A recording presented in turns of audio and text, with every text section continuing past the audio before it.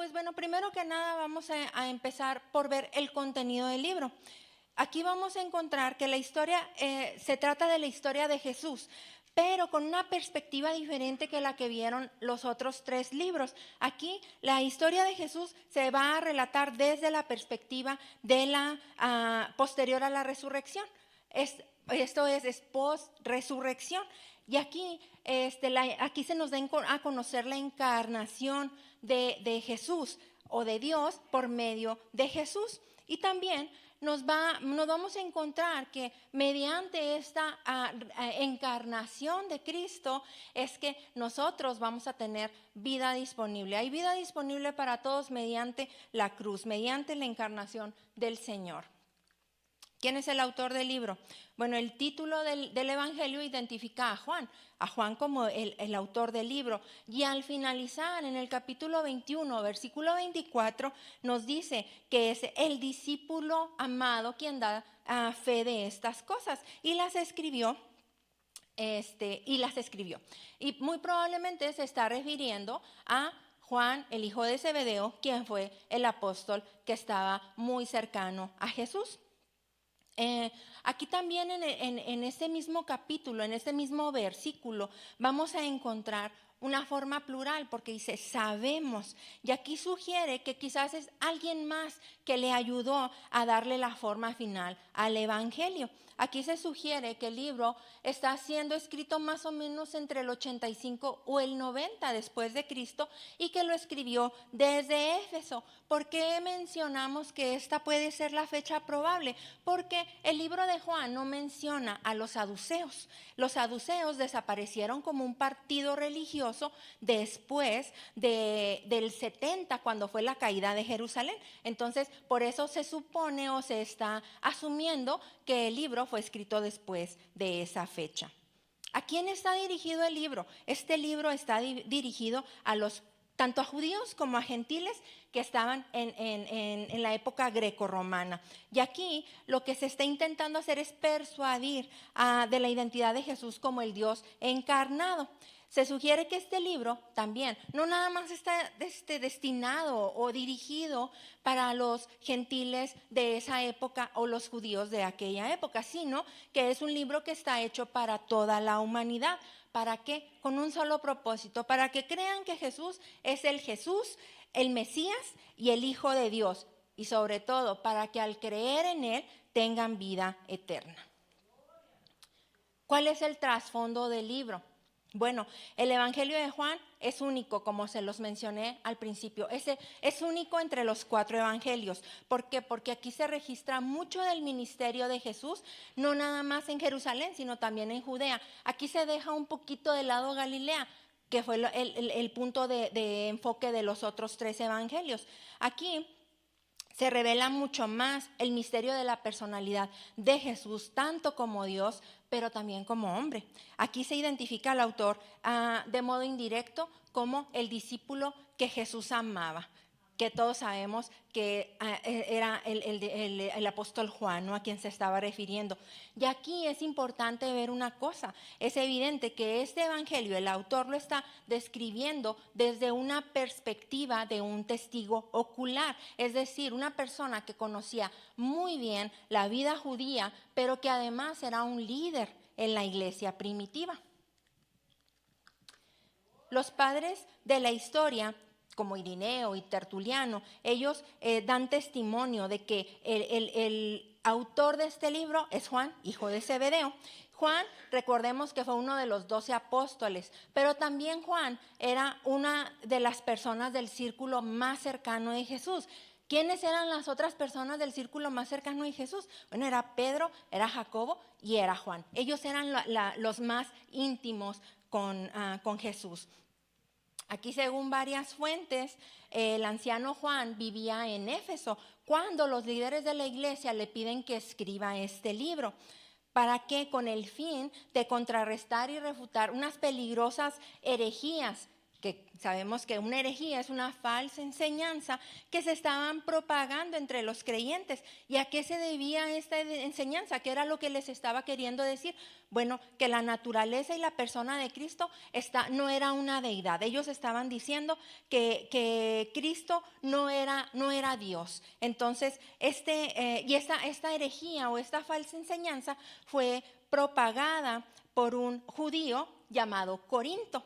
Bueno, entonces el Evangelio de Juan continúa, se hace para establecer o para refrendar el hecho de que Jesús se hizo hombre después de ser el Hijo de Dios. Él se hizo hombre y él es una deidad en realidad. Entonces, aquí lo que nosotros necesitamos entender es que este evangelio sigue sirviendo todavía a la iglesia como una profunda declaración de la verdad, de cómo fue la vida de Cristo y cómo se les fue dada a conocer a las personas tanto de aquel tiempo así como es para nosotros ahora. ¿Cuál es el propósito?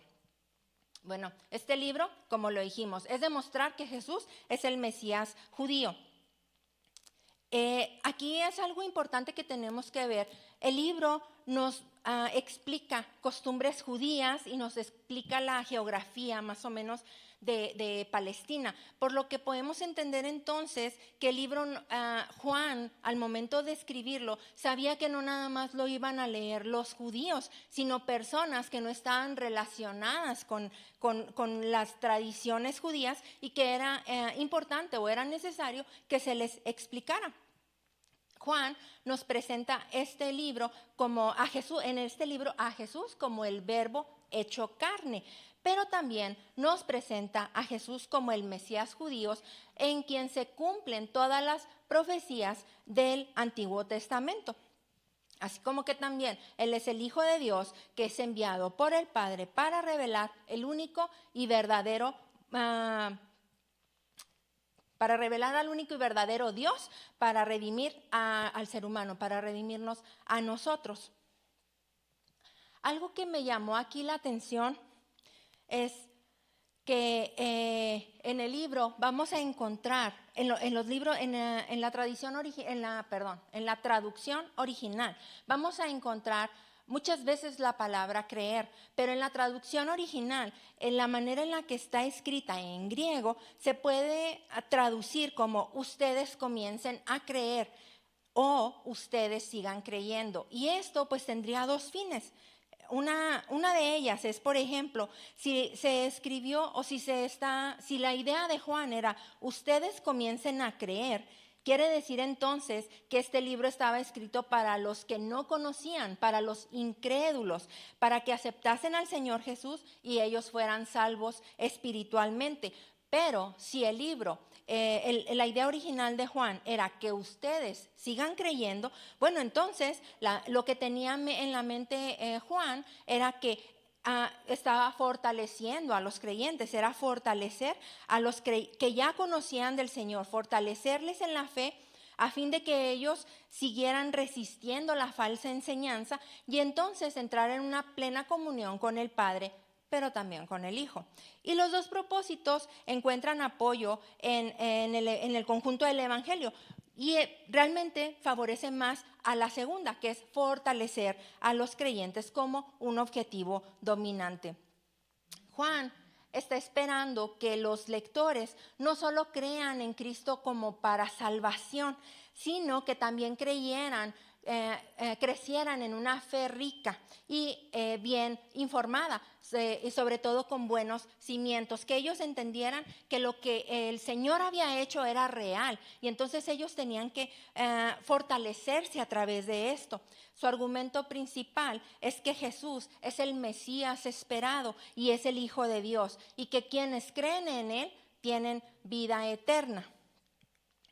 Juan en el capítulo 20:31 él lo pone en el libro. Si usted lo lee en la Biblia, va a encontrar que en el 20:31 dice: el propósito de este libro es que creáis que Jesús es el Cristo, el Hijo de Dios, y para que creyendo tengáis vida en su nombre.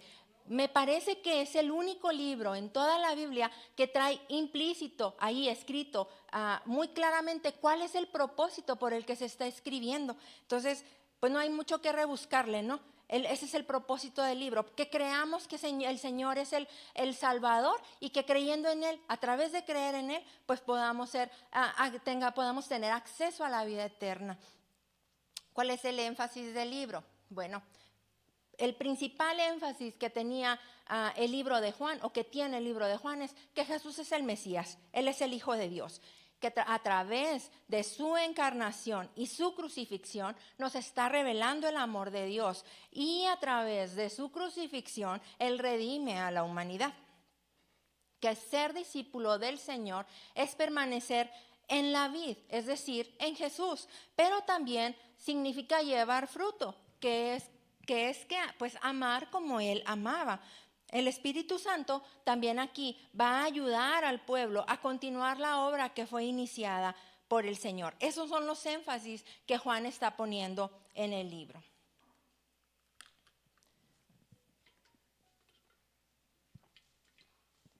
¿Qué características especiales va a tener este libro? Bueno, aquí Juan nos enfatiza la deidad de Jesús como el Hijo de Dios. A partir del versículo 1 del capítulo 1, vamos a encontrar que Juan empieza a enaltecer al Señor. Ahí en el 1:14 dice, vimos su gloria, gloria como del unigénito del Padre. Y termina el libro hasta en el capítulo 20:28, cuando con la confesión de Tomás, que dice, Señor mío y Dios mío. Siempre Juan se preocupa por exaltar al Señor y ponerlo como la deidad que es, ¿no? Como el Hijo de Dios. ¿Qué otra característica tiene? Bueno, el verbo creer aparece 98 veces en este libro, en el texto original. Aparece 98 veces. ¿Qué significa creer? Bueno, creer es recibir o aceptar por fe, pero en la verdadera fe bíblica se está refiriendo no solamente a creer, se está refiriendo a una respuesta sincera de confianza, algo que es activo, por lo cual nosotros rendimos nuestra vida al Señor, y Él va a continuar siguiendo los propósitos que están establecidos para nuestra vida. Pero esto no es así como de que creo hoy y bueno, que sigo mi vida normal. No, es un compromiso continuo. Es un compromiso continuo hasta que lleguemos a la vida eterna con el Señor. La vida eterna es un concepto clave para el libro de Juan. Él es el que habla de los 4 evangelios, Él es el que habla de la vida eterna. Aquí no solamente se está refiriendo a la existencia sin fin, a vivir con Dios eternamente, sino a una vida transformada, completamente cambiada ahora, el día de hoy, pero a la vez una continua comunión con Dios hasta que el Señor venga, ¿no? Hasta que estemos con el Señor. Algo que tiene continuidad, una fe activa en Cristo. Y esta comunión nos va a liberar de la esclavitud del pecado, nos va a liberar de Satanás. La definición de vida eterna está dada en el 17:3, y es que dice, que te conozcan a ti, el único Dios verdadero, y a Jesucristo, a quien tú has enviado.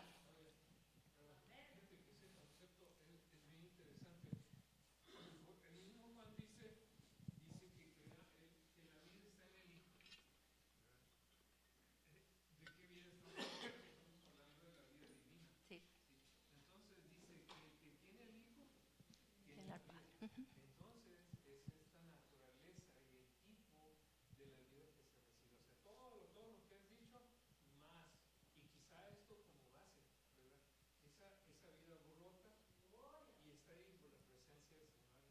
Así es, así es.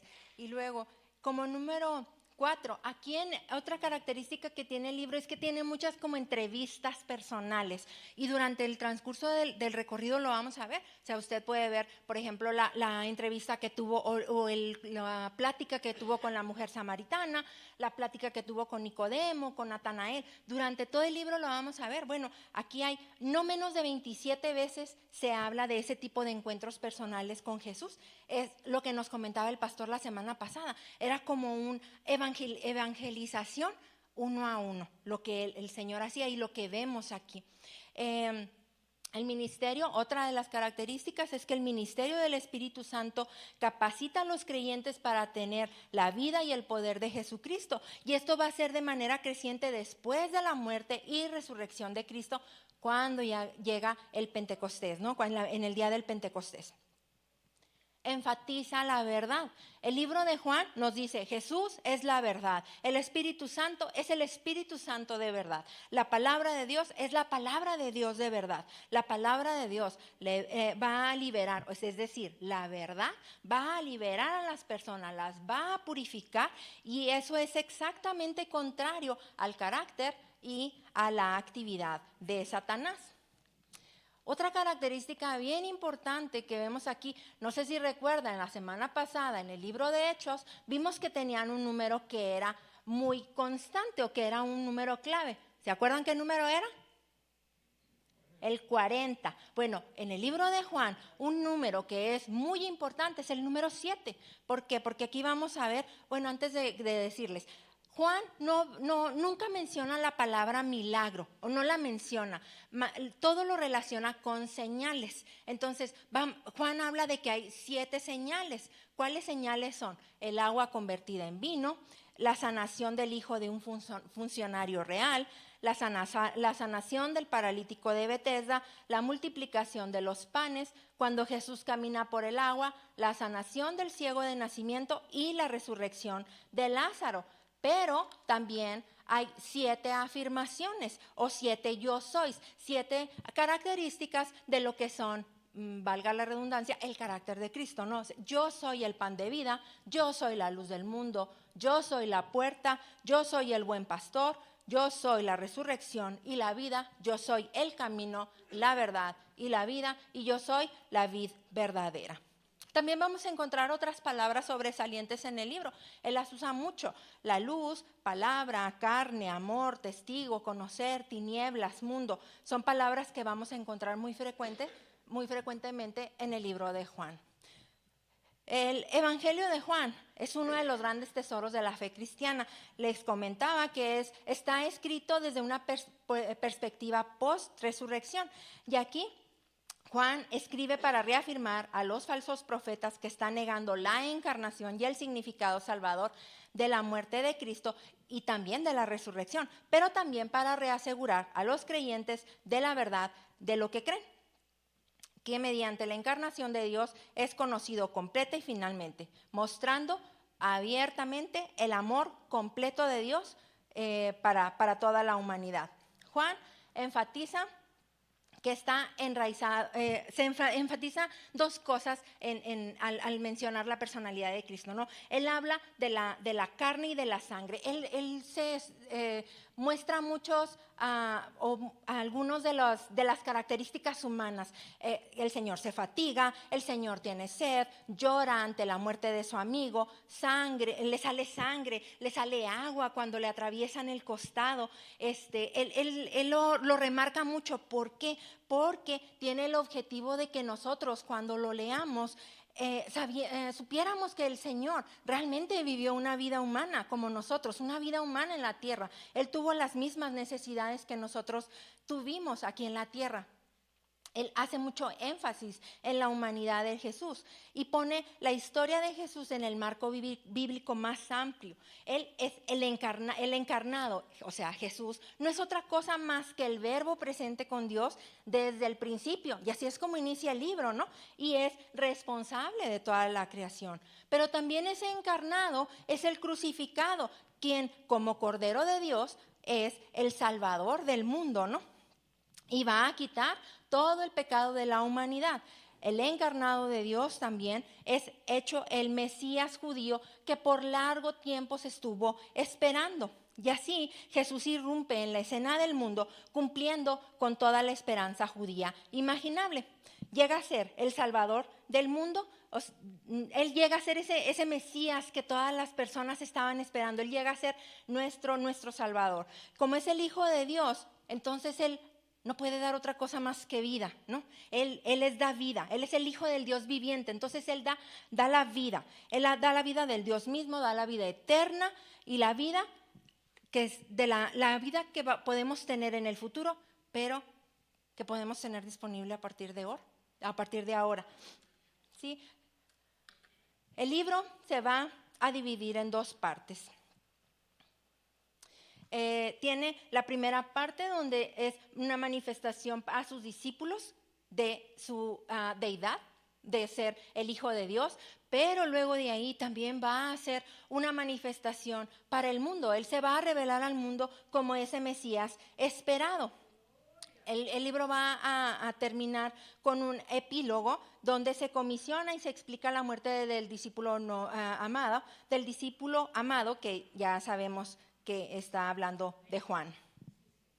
En esta primera parte, en donde se revela a sus discípulos, el Señor les muestra su gloria y a través de eso es que ellos creen en Él. Y luego se va a revelar al mundo como el Mesías, el Hijo de Dios. Juan habla de esto cuando se revela al mundo a través de las fiestas judías, donde Jesús actúa y habla en manera de las ricas expectaciones mesiánicas, de las ceremonias conectadas con estas fiestas. Aquí en el libro de Juan nos vamos a encontrar la fiesta de la Pascua, lo del sábado, la fiesta de los tabernáculos, la fiesta de la dedicación. Y también aquí vamos a encontrar las 7 señales, que, como les decía hace ratito, es la palabra que Juan usa para referirse a milagros. Y también vamos a encontrar las 7 afirmaciones de Jesús, donde no se autoidentifica como todos ellos, ¿no? Los yo sois de Jesús. Juan va a poner toda la historia en el contexto de que Jesús es el cumplimiento de las esperanzas mesiánicas del pueblo. Y lo va a relacionar con las fiestas judías, como les comentaba hace ratito. Y ahorita lo vamos a ver un poquito rápido, pero intento que vaya a ser claro. Por ejemplo, en la fiesta de los tabernáculos hay un rito especial donde se pone agua, hay un derramamiento de agua en el templo.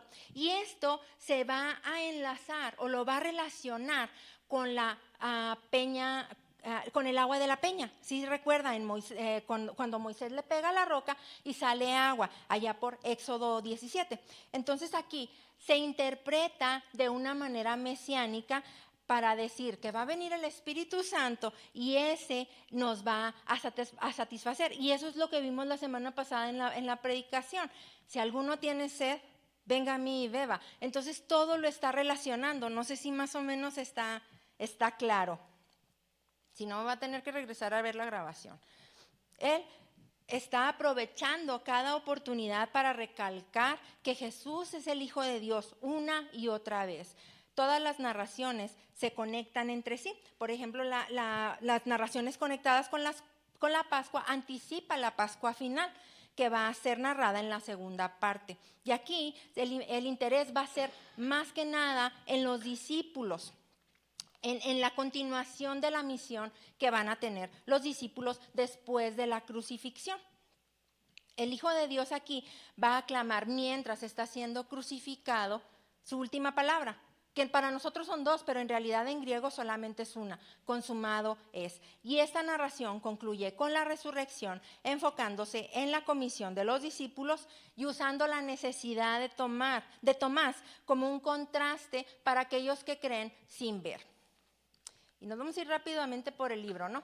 ¿Qué vamos a encontrar en el prólogo? Bueno, el capítulo 1, prácticamente todo el capítulo, la mitad del capítulo 1, del 1 al 18, vamos a encontrar el prólogo. Aquí se va a enfocar en un aspecto prehistórico de Jesús. En el principio era el verbo, ¿no? ¿Sí? Así es como inicia el libro. Entonces, así es como nos lo empieza a narrar Juan. Antes de la creación empieza a relacionarlo con Jesús. Y luego relata el papel del verbo en la creación. Y después hay una confesión de su encarnación, pero también de su deidad. Aquí Juan hace una aclaración muy importante. Jesús es más grande que Moisés, para que distingamos los rangos, ¿no?, que tenía cada uno. Y aquí también hay un contraste mezclado con Juan el Bautista para anticipar el principio de la historia. Y es lo que vamos a ver en esta, ¿no? ¿Por qué? Porque muchas personas pensaban que Juan era el Mesías que estaban esperando, pero no era verdad. Entonces, ¿qué es lo que dice Juan? No, espérenme tantito. Yo nada más soy un abridor de camino. Yo solamente soy la voz. Yo solamente soy la voz que va a dar testimonio de la luz del Señor. Y el testimonio de Juan sirve para que otros creyeran en Jesucristo. Y aquí, al oír lo que Juan estaba diciendo, bueno, pues los discípulos de Juan dicen, hemos encontrado al Mesías. Ahora sí, el Mesías que era realmente Jesús, ¿no? Y luego nos vamos con uno de las pláticas que les comentaba hace ratito. Aquí Jesús es reconocido por un verdadero israelita. Jesús va a Galilea, entonces Felipe le dice a Natanael, vente, vamos a conocer a Jesús, vamos a conocer a un rabí. Ok, y luego Natanael le dice, ay, por Dios, la clásica frase que a lo mejor no sabemos, ¿va? De Nazaret puede salir algo bueno, que dice Natanael. Y cuando Natanael ve a Jesús, entonces, ¿qué es lo que pasa? Le reconoce no nada más como el Hijo de Dios, sino también como el Rey de Israel. Entonces Jesús, ¿qué es lo que hace cuando Natanael lo reconoce? Él le asegura que va a ver el cumplimiento del sueño de Jacob, en el que está en Génesis 28 del 10 al 22, mientras de que Jacob estaba en Betel. No sé si recuerda que veréis el cielo abierto y a los ángeles de Dios que suben y descienden sobre el Hijo del Hombre. Y luego nos vamos a el cumplimiento de las esperanzas mesiánicas. Y aquí vamos a hablar del capítulo 2. Aquí ya Jesús va a empezar oficialmente su ministerio. Y vamos a encontrar aquí que las bodas de Caná, donde sucede la primera señal de la conversión del agua en vino. Y aquí con esta señal se hace el cumplimiento de Isaías 25:6, Jeremías 31:12 y Amós 9 del 13 al 14. Y después de esta revelación de su gloria, que es el principio de señales, los discípulos creyeron en él. Entonces, después de aquí, el Señor se va a Capernaum. ¿Y luego qué pasa en Capernaum? Bueno, en Capernaum Jesús empieza a ubicar, bueno, aquí Juan más bien empieza a ubicar a Jesús dentro de las fiestas judías. Ahora sí, entonces la primera fiesta que encontramos aquí va a ser la primera Pascua. ¿Qué es lo que pasa aquí? Bueno, Jesús entra al templo y lo purifica. Ahí les puse una imagen, ¿no? Lo purifica, pero aquí tiene importancia dos cosas. Primera, las acciones de Jesús que dividen al mundo. ¿Por qué? Porque va a haber unos que van a creer y hay otros que no van a creer. Y Jesús asegura que él mismo va a reemplazar el lugar de la presencia de Dios. Ya no va a ser Jerusalén, ya no va a ser el monte Gerizim. Ahora es el Señor mismo quien es la presencia o quien tiene la presencia del Señor. Aquí también vamos a encontrar 4 narraciones, que era parte de lo que comentábamos hace rato. Aquí vamos a hablar la conversación que Jesús tiene con Nicodemo acerca de que el maestro de la ley, ¿no? Acerca de que tiene que nacer de nuevo. Y ya le explica a Nicodemo todo. Y luego vamos a ver la discusión de Juan, de los discípulos de Juan el Bautista. ¿Por qué? Porque Jesús estaba bautizando y pues ellos decían, pues ¿cómo que también él bautiza? Entonces, ¿qué es lo que les dice Juan? Esto se me hizo muy interesante. Es necesario que yo mengüe para que él crezca, porque Juan sabe perfectamente cuál es el lugar de él, ¿no? Juan era solamente el abridor del camino para que pudiera llegar el Señor. Y luego viene la plática con la mujer samaritana. Y con esto el Señor Juan nos está dando un mensaje bien claro. La salvación no es exclusiva para los judíos. La salvación incluye también a los gentiles. Al poner el tema de la mujer samaritana, ese es el mensaje claro que también los gentiles están incluidos en el reino del Señor. Y después de esto viene la segunda señal, que es la sanidad del hijo del oficial de Capernaum, donde él solamente con la palabra creyó. La palabra del Señor, solamente con la palabra del Señor creyó y su hijo fue sanado. Y aquí viene la primera confesión de Jesús como el Salvador del mundo. Y luego nos vamos a otra fiesta que era muy practicada por los judíos, la fiesta del sábado. Aquí era la fiesta semanal. Dios continúa trabajando en sábado en 3 áreas, en el nacimiento, en la muerte y en la lluvia. Y aquí es donde vamos a encontrar la tercera señal que realiza en sábado, la sanidad del paralítico de Betesda. Aquí Jesús nos manda un mensaje claro. En sábado se puede dar vida y se puede quitar, ¿no? Es lo que está él diciendo. Y entonces, ¿qué resulta con esto? Bueno, la confrontación con los líderes judíos que no estaban de acuerdo en esto que estaba sucediendo. Después de aquí nos vamos a la segunda Pascua y con ella viene la cuarta señal, que es la multiplicación de los panes, la historia que todo el mundo ya conocemos, ¿no? Que con tan solo 5 panes y 2 peces se pudo alimentar a 5,000 personas. Bueno, de aquí después de esa viene la quinta señal de Jesús, donde el Señor anda sobre el mar. Pero también viene la primera afirmación, donde dice, yo soy el pan de vida. Aquí Jesús se está ofreciendo a sí mismo como el pan, al ofrecer su carne y su sangre, y con esto solamente está anticipando la Pascua final. Y luego nos vamos del capítulo 7 al capítulo 10, nos vamos a encontrar la fiesta de los tabernáculos. Y aquí vamos a encontrar 3 narraciones en las que Jesús cumple con símbolos del éxodo. Recordemos que cuando fue el éxodo, el Señor liberó a los israelitas del pueblo de Egipto. Pero entonces, pues de ahora, ¿de qué éxodo estará hablando Juan? Muy sencillo, ¿verdad? Ahora el Señor nos va a liberar del dominio del pecado, ¿sí? Entonces, los está relacionando de esta manera. ¿Cuáles son los 3 narraciones que incluye? El agua de la peña, donde se van a correr los ríos de agua viva, la luz con la columna de fuego y de noche, se recuerda que teníamos en el Éxodo, y el otorgamiento del nombre divino, Él es el buen pastor. Jesús menciona aquí su segunda afirmación. Sí, su segunda afirmación, yo soy la luz del mundo. Y aquí hace una señal para que la gente le quedara un poquito más claro lo que él estaba diciendo. Él da la vista a un ciego de nacimiento, ilustrando cómo él es la luz del mundo, ¿sí?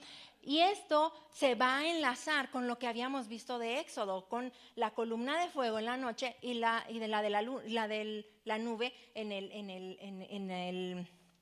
el día, sí, perdón. Entonces, todo esto lo va enlazando Juan.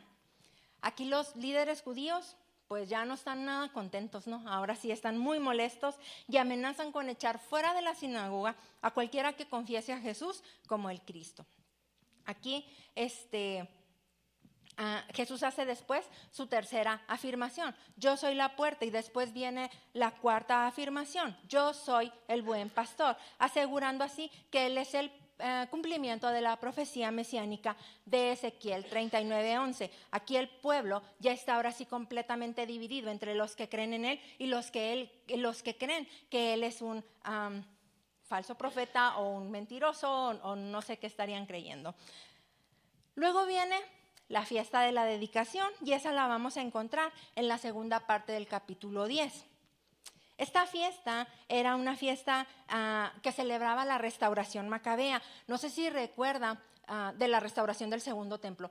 No sé si recuerda cuando vimos Apocalipsis, cuando vimos Daniel, ahí mencionamos varias veces esto, de que el templo había sido profanado por Antíoco Epífanes, donde había sacrificado un cerdo en el altar. Bueno, entonces esta fiesta era para dedicar al altar, o sea, era una fiesta de mucho patriotismo judío, aquí el mesianismo se exaltaba. ¿Y qué creen? Esta fiesta lo que hace el Señor, El Señor va y se presenta a sí mismo como el Mesías y el Hijo de Dios. Imagínense, yo creo que los fariseos se han de haber rasgado las vestiduras cuando le escucharon decir esas cosas, como en una fiesta ¿cómo se puede decir? Tan solemne, sí, tan solemne, tan importante. ¿Cómo se le ocurría a una persona decir que él era el Mesías y que él era el Hijo de Dios? Bueno, esto trae todavía más divisiones en el pueblo. Unos ya querían que lo apresaran, pero otros seguían confiando en él y se iban convirtiendo más. Y luego viene la Pascua final. Aquí viene la última señal, la séptima, la resurrección de Lázaro. Y esto pues solamente va a dar un paso más, ¿no? Para que se apresure o se lleve a cabo la ejecución del Señor. Pero también con esto queda completamente revelada la gloria de Cristo. Aquí también vamos a encontrar la quinta afirmación. Yo soy la resurrección y la vida. Y aquí empieza el complot para matar a Jesús. Después de esto viene la profetización, por así decirlo, de Caifás, donde dice que es necesario que un hombre muera por la nación judía para congregar a los hijos que están dispersos por todos lados. El Señor entonces es ungido en Betania por María, pero esto solamente es una señal de que va a ser, o una similitud de lo que va a suceder cuando Él vaya a ser ungido para la sepultura. Viene la entrada triunfal a Jerusalén y luego vienen unos griegos que quieren ver al Señor. Y el Señor entonces responde, ha llegado la hora para que el Hijo del Hombre sea glorificado. Y con esto da el anuncio de su muerte. Y luego viene, aquí la casa está dividida, ¿no? Dice que aquí se hace el cumplimiento de la profecía de Isaías 53, refiriéndose a la incredulidad de la mayoría de las personas. Y va a venir entonces ahora la Pascua final, donde el Hijo de Dios va a morir por el mundo. Aquí se narra la crucifixión y la resurrección del Señor. Y se hace un énfasis especial en la Pascua con los discípulos. ¿Por qué? Porque ellos van a ser los que van a continuar con el ministerio del Señor. Entonces, ¿qué es lo que pasa aquí? Bueno, viene el lavamiento de pies de los discípulos y viene la última cena. Y luego viene la palabra del Señor para que los discípulos sean los que continúen con la obra que Él había iniciado después de que hayan sido revestidos por el Espíritu Santo. El Señor anuncia aquí la traición de Judas. Y cuando Judas se va, Él les da un nuevo mandamiento. Amarse unos a otros, así como Él nos ha amado, para que todos conozcan que somos discípulos de Cristo. Y viene la sexta afirmación. Yo soy el camino, yo soy el camino, la verdad y la vida. Y aquí también vamos a encontrar 3 temas principales. Jesús va a regresar al Padre, pero los discípulos van a continuar la obra. Sin embargo, Él va a regresar en la persona del Espíritu Santo. Y luego viene la aplicación de la parábola de Isaías 5, del 1 al 7, que nos habla de la vid. Y con esto viene la última afirmación, la séptima. Yo soy la vid verdadera. Aquí nuevamente se les da el mandamiento de amarse unos a otros y viene la advertencia que les da el Señor. El mundo les va a aborrecer. ¿Por qué? Porque aborrecen al Padre. Entonces, el Señor sí se los deja claro desde el principio que las cosas no iban a ser sencillas, ¿no? Pero si les dice, el Señor va a enviar al Consolador para dar testimonio de Cristo. Y luego viene finalmente la hermosa oración del jardín de Getsemaní, que se hace a los pies del monte de los Olivos. Perdón, es que se me perdió. Anticipando el éxito de la misión de los discípulos a las naciones.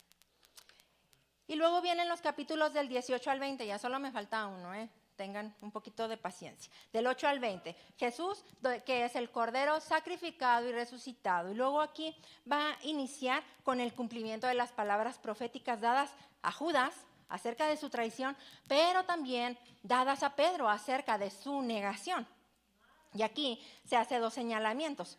El Señor es el Mesías. y Él es el rey de un reino que no es de este mundo. Y Él muere al mismo tiempo que los corderos de Pascua. Cuando el Señor es levantado en la cruz, sobre la cruz para la gloria de Dios. Su última palabra, consumado es. Que este es un juego de palabras usado para el vocablo cumplir. Les digo, para nosotros son dos, en griego es solamente una palabra. La muerte de Jesús entonces cumple la obra de lo que el Señor vino a hacer al mundo.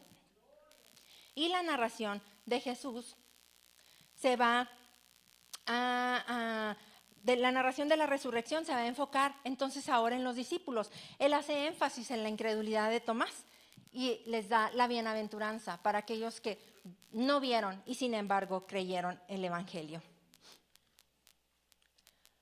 Y finalmente el último capítulo es el epílogo, donde aquí Jesús se aparece a 7 de sus discípulos. Y aquí se me hace algo bien interesante porque el Señor tiene un especial interés en Pedro. Pedro, ese mismo que lo había negado, sí. Pedro estaba, no sé, decepcionado, frustrado. Y me llama la atención, ¿verdad? Porque aquí vemos en la historia que el Señor le pregunta, Pedro, ¿me amas? Y Pedro, ¿qué le dice? Sí, Señor, sí te amo. Pedro, ¿me amas? Sí, Señor, sí te amo. Pedro, ¿me amas? ¿Y qué le contesta al final Pedro? Sí, Señor, tú sabes que te quiero. ¿Sí se fijan que cambió la respuesta? ¿Por qué? Porque él sabía, pero ese es tema de otra cosa, de otra clase, pero es que sí se me hizo bien interesante. Él sabía que su capacidad era nada más para quererle, no era capacidad para amarle, porque él todavía no había sido revestido del Espíritu Santo. Entonces necesitaba ese poder para poder decir, Señor, yo te amo y soy capaz de dar mi vida por ti. Pero ahí, hasta ese momento, Pedro solamente lo quería. ¿Sí me explico? Entonces, al Señor preguntarle todas esas cosas, es como si le estuviera reinsertando de nuevo en la obra, ¿sí? Aquí también va a terminar con el discípulo amado dando fe de que todo lo que él ha escrito es verdadero. ¿Qué podemos concluir del libro de Juan? Bueno, los libros sinópticos se ocupan del lugar de Jesús en la historia de Israel y más allá. Sin embargo, Juan se ocupa del lugar de Jesús en el esquema de todas las cosas. Él lo ve desde la creación hasta la redención y más allá, hasta la resurrección final. El Mesías no es otra cosa que el Hijo de Dios. Él nos trae las buenas nuevas finales de la historia cristiana. Y el libro nos enseña principalmente que Jesús es el Cristo, el Hijo de Dios, y que creer en Él es el camino para obtener la vida eterna. El libro enfatiza la divinidad de Jesús a través de las señales, es decir, de los milagros, pero también a través de las enseñanzas y la afirmación de que nadie puede llegar al Padre si no es a través de Jesucristo. No hay vías alternas, no hay caminos